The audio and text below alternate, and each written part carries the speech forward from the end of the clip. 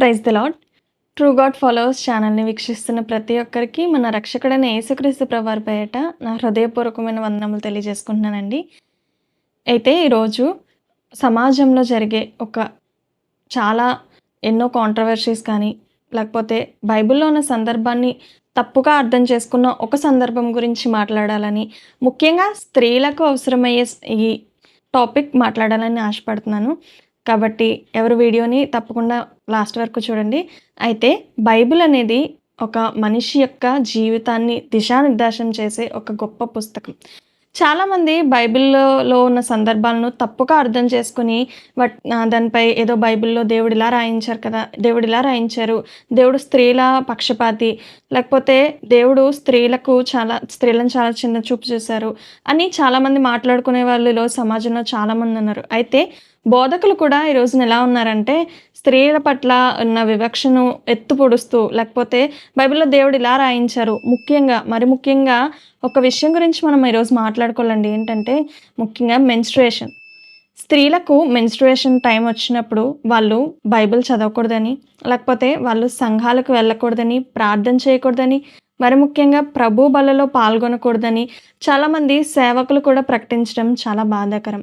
వాళ్ళు తీసుకొని కోట్ చేస్తున్న రిఫరెన్స్ ఏంటంటే లేవికాండంలో మనకు కనిపిస్తుంది. స్త్రీ యొక్క శరీరంలో స్రావం ఉన్న ఎడల ఆమె పరిశుద్ధ స్థలంలోనికి వెళ్ళకూడదు అని. అయితే దేవుడు నిజంగానే అలా చెప్పారా? నిజంగా మెన్స్ట్రుయేషన్ సైకిల్ ఉన్నప్పుడు, లేకపోతే నెలసరి సమయంలో స్త్రీలు బైబిల్ ముట్టుకోకూడదా? ప్రార్థన చేయకూడదా? ప్రభు బలలో పాల్గొనకూడదా? బైబిల్ వెలుగులో పరిశీలిద్దాం ప్రియులారా. మనకి ఏదైనా ఒక క్వెషన్ వచ్చిందనుకోండి, ఆ క్వెషన్ మనకి ఆన్సర్ కూడా ఎందులో కనిపిస్తుంది? బైబిల్‌లోనే కనిపిస్తుంది. కాబట్టి దేవుణ్ణి అడుగుదాము. దేవుణ్ణి అడిగి ఈ ప్రశ్నకు సమాధానం తెలుసుకుందాము. అయితే లేవికాండంలో అసలు దేవుడు ఇలా ఎందుకు రాయించారు అని గనక మనం ఆలోచిస్తే, పూర్వకాలంలో స్త్రీల యొక్క పరిస్థితి ఎలా ఉండేది? ఎవరికైనా చూడండి, ఇప్పుడు మనకే మనం స్త్రీలుగా ఉన్నప్పుడు మనకి మెన్స్ట్రుయేషన్ సైకిల్ వచ్చిందనుకోండి, ఆ 5 డేస్ లేకపోతే ఆ 6 డేస్ చాలా విమెన్ వీక్‌గా ఉంటారు. చాలా విమెన్ ప్రతి నెల ఫేస్ చేసే ఇష్యూయే. చాలా వీక్ అయిపోతూ ఉంటారు. కాబట్టి అలాంటి సమయాల్లో దేవుడు ఏం రాయించారో తెలుసా? వాళ్ళు ఆ టైంలో వీక్‌గా ఉంటారు. వాళ్ళు మామూలుగానే బలహీనంగా ఉంటారు. కానీ ఎప్పుడైతే ఈ మెన్స్ట్రుయేషన్ సైకిల్‌లోకి వెళ్తారో వాళ్ళు ఇంకా బలహీనతలో ఉంటారు. కాబట్టి వాళ్ళకి ఏ పని చెప్పకండి. వాళ్ళు పరిశుద్ధ స్థలంలోనికి వెళ్ళి ఏ పని చేయకూడదు. ఎందుకంటే అలాంటి టైంలో నిజంగా చాలా వీక్‌గా ఉంటారండి. ఆ 3 డేస్ కానీ, ఆ 4 డేస్ కానీ వాళ్ళకి చాలామంది స్త్రీలు ఆ పెయిన్‌ని ఫేస్ చేస్తూ ఉంటారు. చాలామందికి స్టొమక్ పెయిన్స్ వస్తాయి. లేకపోతే ఆ పీరియడ్ క్రాంప్స్ అనేవి వస్తాయి. సో, అలాంటి కాంటెక్స్ట్‌లో దేవుడు రాయించారు ఏంటంటే స్త్రీలు ఈ టైంలో పరిశుద్ధ స్థలంలోనికి వెళ్ళకూడదని. మరి అదే సందర్భం ఇప్పుడు మనం ఎలా ఆలోచించాలి? మనం అడుగుదాం పిల్లరా. ఎందుకంటే యేసుక్రీస్తు ప్రభువారు ఒకానొక సందర్భంలో క్రొత్త నిబంధన గ్రంథంలో మనకి చూసుకుంటే 12 సంవత్సరాల నుంచి రక్తస్రావం కలిగిన స్త్రీ యేసుక్రీస్తు ప్రభువారి యొక్క చెంగును ముట్టుకుంటుంది. 12 సంవత్సరాల నుంచి రక్తస్రావం అంటే ఆమెకు ఎంత ఇబ్బంది పడి ఉంటుంది? అలా కంటిన్యూస్‌గా ఆమె శరీరంలో ఆ మెన్స్ట్రుయేషన్ అనేది జరుగుతున్నప్పుడు ఎంతో ఇబ్బంది కదా! మనకి ఒక నెలకి 3 డేస్ కానీ, 4 డేస్ కానీ వస్తే చాలా ఇబ్బంది పడతాం. అలాంటిది 12 సంవత్సరాల నుంచి రక్తస్రావం అంటే ఆమె యొక్క బాధ ఎంతమంది దగ్గరికి వెళ్ళుంటదో. ఆ యొక్క వ్యాధిని తొలగించమని, ఆమెకు ఉన్న ఆ లోపాన్ని తీసేయమని చాలామందిని ఆశ్రయించుంటది. కానీ ఏ ఒక్కరి దగ్గర ఆమెకు దానికి సొల్యూషన్ అనేది దొరకలేదు.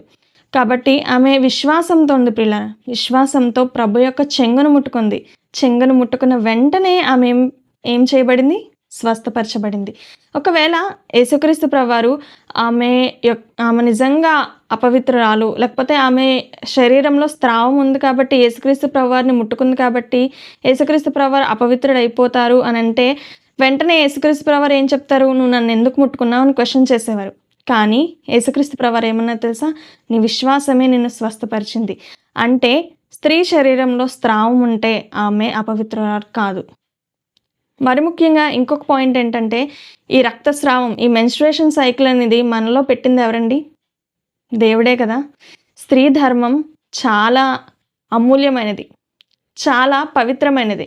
కాబట్టి దయచేసి దీన్ని ఒక అపవిత్రమైనదిగా ఎంచకండి. ముఖ్యంగా పూర్వకాలంలో కనుక ఈ మెన్స్ట్రుయేషన్ సైకిల్ వచ్చినప్పుడు ఆ స్త్రీలను కానీ యవ్వన ప్రాయంలో ఉన్న బిడ్డలను కానీ ఎలా ట్రీట్ చేసేవారంటే, వాళ్ళకంటూ ఆ 3-5 డేస్ ఒక రూమ్ని కానీ, వాళ్ళకి ఊరు చివరన ఒక ప్లేస్ని కానీ వాళ్ళకి కేటాయించేవారు.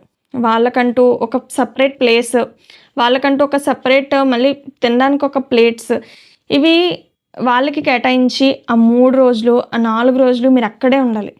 లేకపోతే ఆ 3 డేస్, ఆ 4 డేస్ మీరు అదే ప్రాంతంలో ఉండాలని చాలా ఘోరంగా ట్రీట్ చేసేవారు వాళ్ళని. ఎందుకంటే వాళ్ళలో ఆ స్రావం ఉంటే వాళ్ళు ఎలా ట్రీట్ చేసేవారంటే, వాళ్ళొక మలినమైన వాళ్ళు. వాళ్ళకు వాళ్ళనెవరు ముట్టుకోకూడదు. వాళ్ళు అంటరాని వాళ్ళు అలా చూసేవారు. కానీ యేసుక్రీస్తు ప్రభువారు దీన్ని ఎక్కడా కూడా తప్పుగా భావించలేదు పిల్లరా. ఈ మెన్స్ట్రుయేషన్ సైకిల్ ఉన్నప్పుడు మీరు చర్చ్‌కి వెళ్ళొద్దు, లేకపోతే ఇక్కడ చేయొద్దు అని యేసుక్రీస్తు ప్రభువారు ఎక్కడ రాయించలేదండి. కాబట్టి మరి ముఖ్యంగా ఇంకో మాట నేను చెప్పాలనుకుంటున్నాను ఏంటంటే, దేవుడు మనిషి యొక్క పైరూపాన్ని లక్ష్యపెట్టడు. మన యొక్క హృదయాన్ని లక్ష్యపెడతాడు. కాబట్టి మెన్స్ట్రుయేషన్ సైకిల్ ఉన్నప్పుడు మనం ధైర్యంగా చర్చ్ దగ్గరికి వెళ్ళొచ్చు. లేకపోతే ధైర్యంగా మనం ప్రభు బలిలో పాల్గొనవచ్చు. మనలో ఇంకో విషయం ఏంటంటే, మనలో పాపం ఉన్నప్పుడే మనం ఏం చేసాము? పాపం మనలో ఏలుబడి చేసినప్పుడే దేవుని దగ్గరికి వెళ్ళి మొక్కుకున్నాం. పాపం కంటే ఈ రక్తస్రావం ఏమి గొప్పది కాదు కదా! ఎందుకంటే ఈ రక్తస్రావం అనేది ఒక గొప్ప వరం. దేవుడే మనలో పెట్టిన ఒక ప్రక్రియ. కాబట్టి ఒకసారి ఆలోచించండి ప్రియులారా. Let's normalise this. ఎందుకంటే మనం ఇప్పుడు ఉన్నది 2020లో ఉన్నాం.